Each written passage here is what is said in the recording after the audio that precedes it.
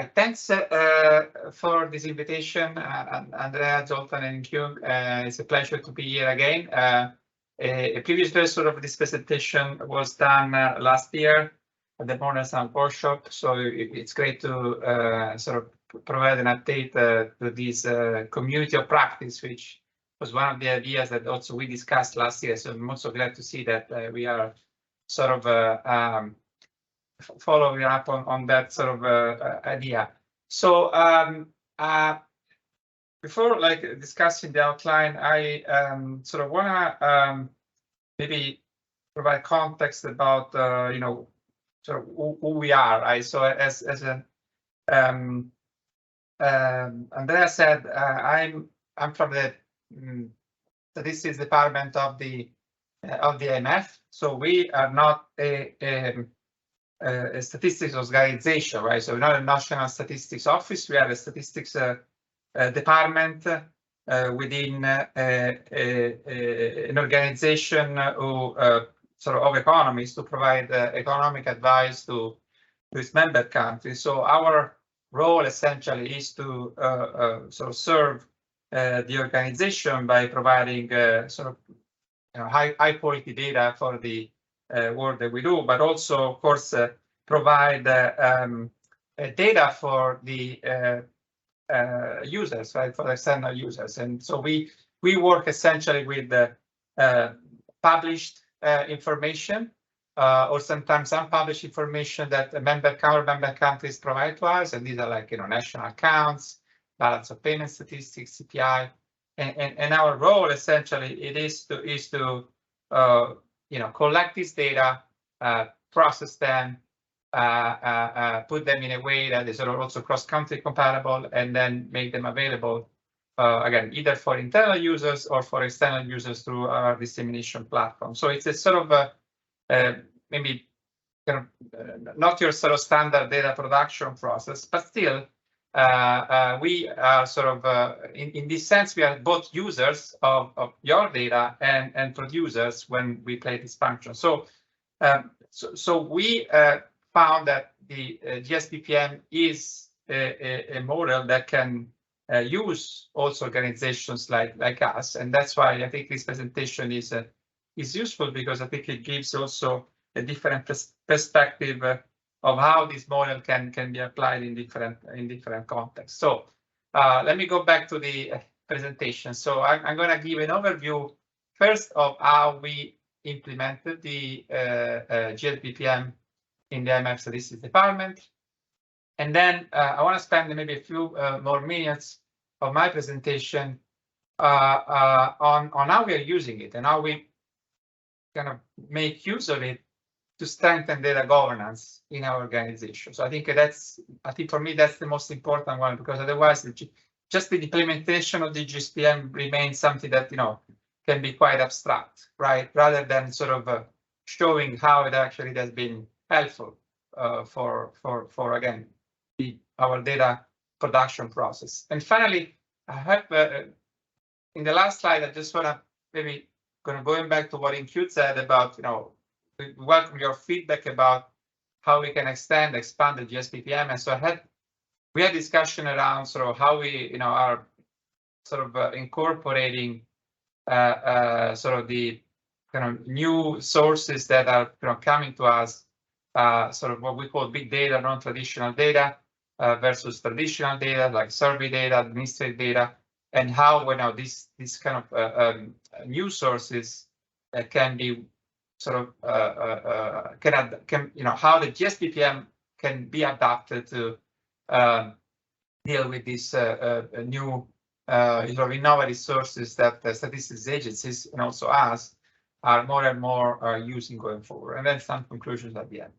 So as I said, we at the IMF have this kind of production function. We have about 30 statistical products, economic statistics, mostly financial data. We also have some new products like on climate change indicators, gender data. So in 2018, we had a strategy where we were asked essentially to look at our data management functions and increase efficiency and also improve the quality of the data that we disseminate. And so in that context, we looked internally and what was the best way to proceed. And so we knew, some of us knew the GSBPM, which was a standard for data production processes. And so that's where we wanted to go, starting in 2018. So review our kind of phases of production, of our statistical production in vis-a-vis the GSBPM, and sort of go towards that direction and how we could use that model to improve quality and efficiency of our process. So what we started, the way we started the process was really to document these say 30 and more statistical production processes in the department as is. We used a process called business process methodology notation, BPMN, to really map out all the activities, to identify where were the best practices, where were the practices that were not aligned with the rest of the organization. And also we delineate roles and responsibilities in this mapping process of different stakeholders in the department and also outside the department, using the RACI approach that probably most of you know. Then of course we had to create a data governance body to oversee these different processes and eventually design something that we call the 2B business process, right? So we wanted to have something that was more standardized across the department. So again, we found some inconsistencies, some differences that generated inefficiencies in all these statistical products. And so we wanted to design a 2B process. And that's where the GSBPM was helpful, because we knew that there was this model that already promoted best practices on how a statistical production process had to be. And so we essentially designed a 2B process, a 2B business process linked to the GSBPM that can be used as a reference model for all of these existing statistical products, but also for the new ones, for those that we are planning to build going forward. So I think that's the outcome of this. Again, this was say a 2-year project. It was not done quickly, but you see here the what we call again the implementation of the GSBPM in the department. So here I want to make maybe a couple of points. So you see that you probably recognize the 8 processes or phases. They're the same. They're just probably minor variations. We had 34 sub processes. So you can see here that it's not exactly the GSBPM, but it's a adaptation of the GSBPM. So if it's a specific kind of a model that fits the process that again we follow in the department. So I think the point that I want to make here, the first point that I want to make here is that in our experience, the GSBPM needs to be made specific if you want to apply it in practice to adapt to the specific task of the data production process of your organization. As I said, just to make an example, again, we are not working with survey data. We work with essentially data mostly published by member countries. So the whole phase of design and collect, related to survey data, of course, were not applicable to us. And so it was kind of difficult to relate to those activities. So we had to, again, revise and fit, again, in respect of the standards, how those activities, how those phases essentially would fit into our own system. Then the second point that I want to make is that it is important when you implement the model to define the third level. What is called, I saw the document that was shared before, task, we call activities. Because it's where the GSBPM becomes operational, because at the top two levels, it's kind of too abstract, it's too wide, and it's too distant from really the operations that are conducted by the people that work in these processes. So I think it's important that kind of the definition of activities follow exactly what you are doing, because that helps in defining, responsibilities, in understanding who is involved in those steps, and I think that's where really the specific adaptation of the GSBPM should be made. And maybe I can answer George's question before. He said whether the adaptation of the model is to be promoted. Again, what I'm saying here is that yes, my answer is yes, because if the model is promoted as such, meaning generic, it may not be understood by those that need to use it. But of course, we can have a discussion around that perhaps later. So let me maybe go to the second part of the presentation, which is how we are using the GSBPM. Just to say it simply, we are using it as a framework to strengthen data governance around these production processes. So, and here I identify at least 4 areas. There are probably more, but these are those that we are currently working on. So we are building a new data management platform, which is process-based, and it follows the GSBPM approach. As I said, we define roles and responsibilities based on the GSBPM tasks or activities. We're also creating directives and procedures that did not exist before, following the specific needs of the GSBPM. When there are options, we need some directives to policies within the department, so that all the product lines follow similar rules. And finally, it's a framework to allocate resources, because by having for example, new products or changes to existing products, we can see where the pressure points in our resources are, and we can allocate and move resources across the different phases. So let me just go more in detail on these in these areas quickly. So we are building a new data management platform called iData. It is cloud-based, based on Azure, and it really follows all the data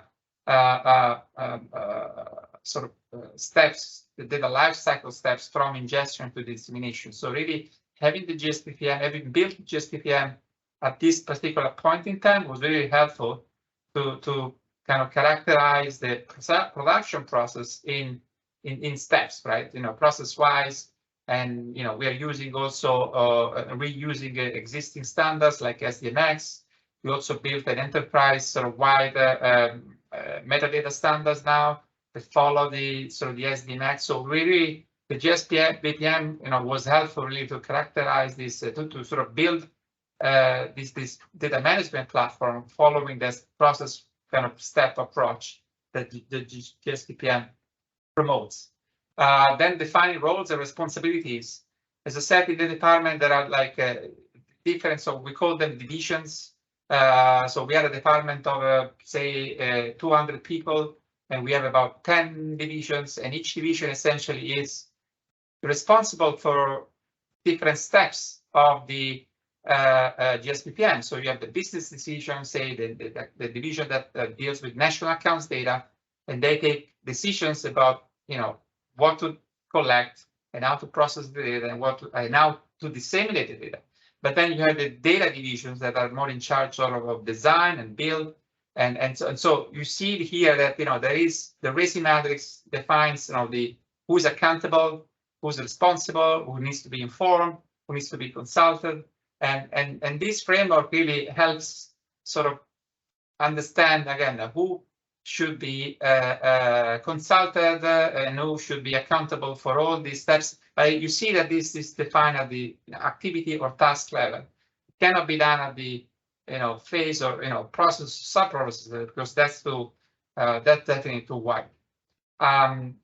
Then directives and procedures. Again, the GSBPM helps us find where are the gaps in the work that we do, where we should have promote better standards. And so here you see examples of directives, standards and tools that were missing that we are currently building.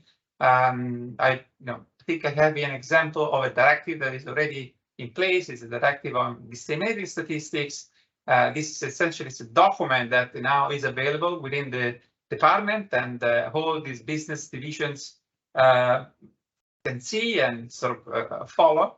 And again, it's important to promote consistency in your organization when you have different business lines to have common rules, right? And again, GSBPM was really helpful in finding those areas where these directives were important, but also designing templates, for example. So if you need to collect the data for products that are sort of similar, so having like templates that are linked to the GSBPM, because that's an activity that all sort of functions need to sort of complete. It's important to have common standards even there, right? So having templates for, and here is the design template, but it's also like a user feedback template. How do you evaluate your products? So we are working on designing a user feedback template to make sure that we can evaluate statistical products in a sort of a standard way. And finally, it's the sort of resource allocation that, of course, as manager in our organization, we all need to consider, right? So when there are like competing projects requesting, for example, sort of support on design and build new products, how do you assess those needs, right? So I think the GSBPM helps identify, where the phases, where the activities are most important in these projects, and then decide on trade-off or perhaps reprioritize projects, or maybe ask additional resources when these projects are all sort of priorities. And so, yeah, I think this is also an area where, and through this data governance body that we established a while ago, it is important it is an important use of the model in that perspective. So I think this is my sort of last slide before the conclusion, and it was really about sort of thinking about how the GSBPM, whether the GSBPM is sort of suited for the new sources. And I'm not sure whether this has been discussed in this group or in other groups, but really see like a difference between surveys and sort of what we call big data or non-traditional data. So when you work with surveys, of course, you design, your system ahead, right? Your sample size, the questionnaires, the collection system, and then you collect the data based on what you design. I think with big data, we work with data that is already available, that have not been designed.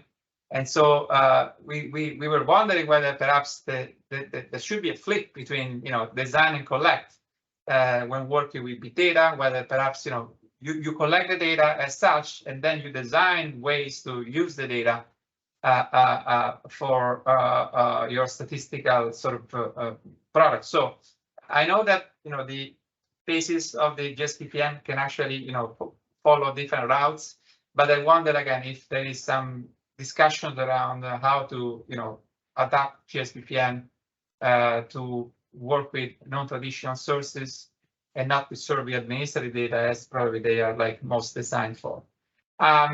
Okay, so I think I would then go to my conclusions. Again, in our experience, the GSBPM was very helpful and it adapted very well to the statistical operations of an international organization, although, as I said before, it had to be made specific to our production process, and also the definition of tasks of activities was really essential to make the model applicable to our statistical production process.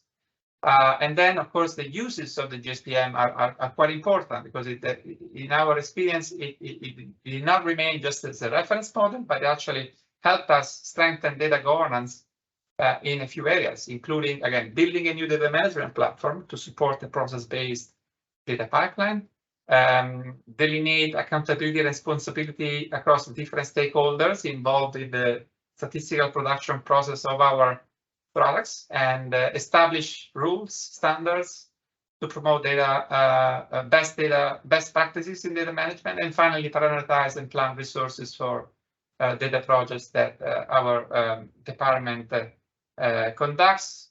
Both the new ones and the improvements of existing ones. Yeah, I stop here and thank you so much again.